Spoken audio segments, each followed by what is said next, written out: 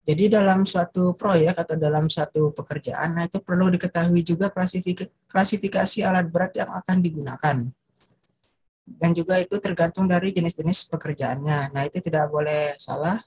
Misalnya kita ingin melakukan penggalian namun mendatangkan alat pemadat, nah itu sangat tidak boleh dilakukan. Jadi untuk klasifikasi alat beratnya itu sendiri ada berbagai macam, seperti yang pertama itu untuk pemindahan tanah atau pekerjaan tanah seperti bulldozer, loader, water grader, ekskavator. Nah ini biasa digunakan untuk menggali atau yang berkaitan dengan pekerjaan-pekerjaan tanah. Ada loader, bulldozer. Nah ini untuk eh, memindahkan tanah. Motor grader juga ini untuk memindahkan tanah. Bahkan di motor grader ini bisa membuat elevasi miring dalam pekerjaan jalan. Kemudian ada juga untuk pekerjaan pemadatan. Nah, ini seperti ada tandem roller, kemudian ada pedestrian roller, ada vibrating temper ini yang digunakan dengan tangan. Kemudian ada roller lainnya. Selanjutnya ada cutting atau milling equipment.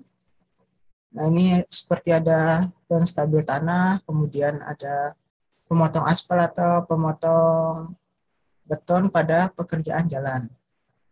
Kemudian ada pekerjaan pengangkatan seperti crane, forklift. Nah, ini biasa digunakan untuk mengangkut atau memindahkan barang dari satu tempat ke tempat lainnya. Biasa crane ini digunakan di pekerjaan bangunan bertingkat. Ternyata ada pekerjaan peralatan transportasi seperti truk, pick up, kemudian ada trailer juga untuk pengangkutan. Nah, kemudian biasanya eh, yang paling banyak umum digunakan yaitu truk sebagai untuk pemindahan tanah. Misalnya dibawa dari quarry ke lokasi proyek, nah rata-rata ini menggunakan truk atau dump truck. Selanjutnya ada peralatan pendukung seperti mobil tangki air, kemudian tangki bahan bakar, kemudian generator, genset, kemudian ada air kompresor udara juga, kemudian ada pompa. Nah, hal-hal ini juga dibutuhkan dalam pekerjaan. Selanjutnya ada ini pekerjaan pengangkutan atau meletakkan tanah. Jadi kenapa menggunakan dump truck? Karena dump truck ini dapat langsung menumpahkan muatannya tanpa dibantu dengan alat lain. Nah, namun untuk meletakkan muatan dalam dump truck ini biasanya dibutuhkan loader atau ekskavator. Selanjutnya ada eh, peralatan untuk lapis permukaan atau permukaan jalan seperti aspal finisher, modal concrete finisher. Nah, ini hal-hal ini ya untuk pekerjaan lapis permukaan jalan. Kemudian ada peralatan plan, maksudnya ini peralatan yang sifatnya besar dan itu biasanya berada di dekat lokasi proyek. Nah, contoh-contohnya itu ada stone crusher atau tempat pemecahan batu untuk menghasilkan batu pecah. Kemudian ada aspal mixing plant untuk membuat campuran aspal dan juga concrete plant atau mixer. Jadi ini untuk membuat campuran beton. Kemudian ada peralatan pengeboran, ada bore pile, hammer drill, percussion drill, dan juga ada peralatan untuk piling. Ya, jadi piling ini jadi untuk menanamkan seperti pondasi ke dalam tanah. Nah, seperti contohnya itu pile hammer. Nah, biasanya ini nanti akan menanamkan tiang pancang ke dalam tanah.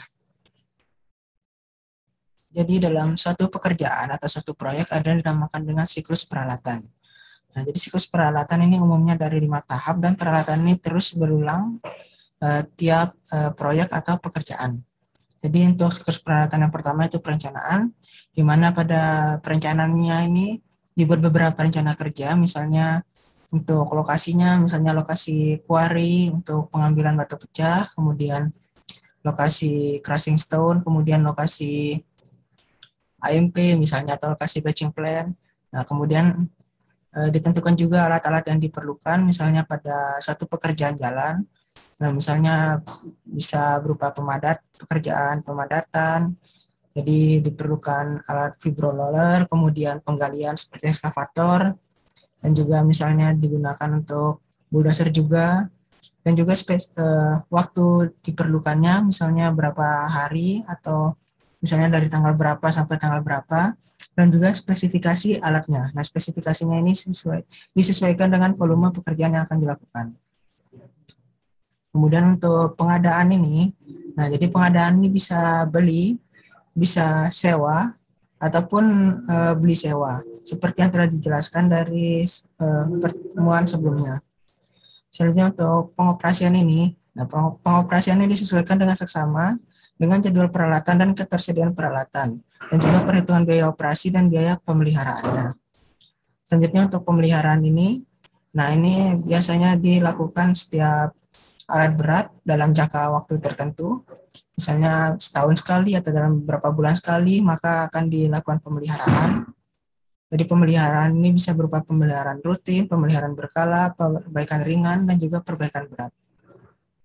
Selanjutnya, jika sebuah peralatan atau alat berat tidak ekonomis lagi untuk dipakai, di mana terjadi biaya operasi dan biaya pemeliharaan tidak seimbang dengan produksi yang dihasilkan, maka peralatan tersebut harus dihapus atau dikeluarkan dari daftar inventaris. Nah, penghapusan ini biasanya bisa berupa dikembalikan ke pihak yang penyewanya ataupun dijual kembali ke pihak tertentu.